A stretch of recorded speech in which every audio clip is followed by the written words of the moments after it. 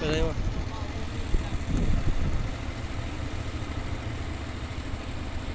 ทุ่งหนองบัว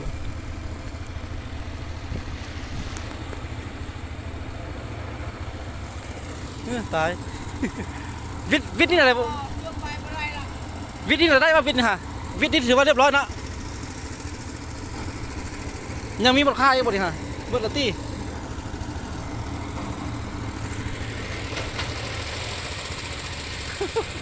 เหือ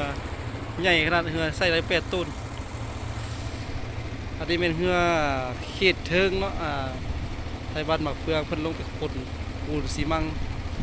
อยู่บ้านอุดมสุข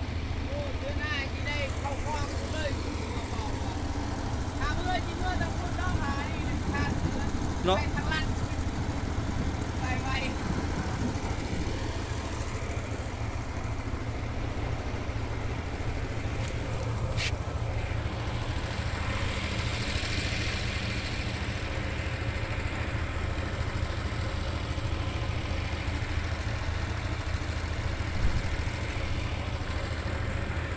นี่เป็น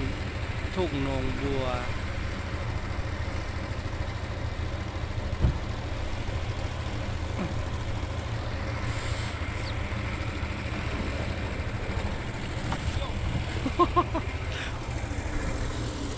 ขึ้นโต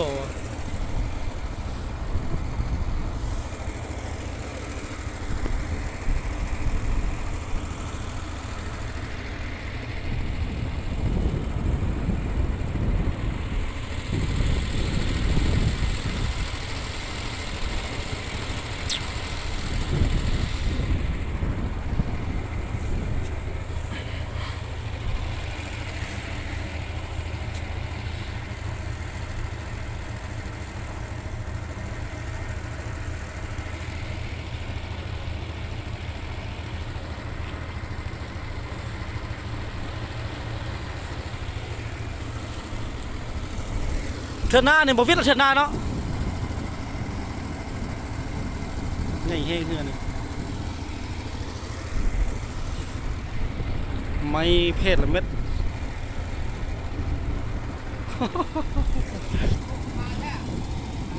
กระต่อที่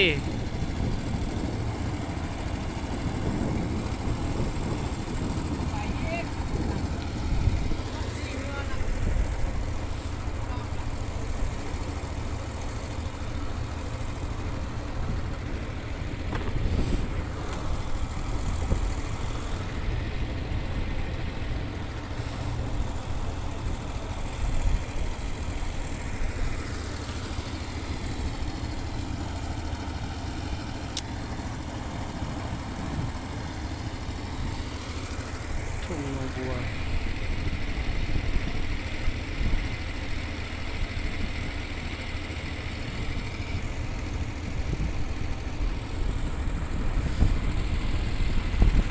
ท้องฟ้ามืดครึ้ม